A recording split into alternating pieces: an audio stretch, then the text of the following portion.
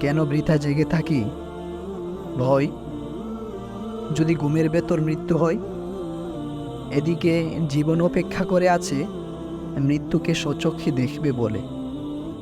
আমি তো একা থাকি, একা ঘর, রাত নামলেই কবর। ঘুমের ভেতর যদি মৃত্যু এসে ফিরে যায়, জীবনকে ডেকে দেবার মতো কেউ নাই।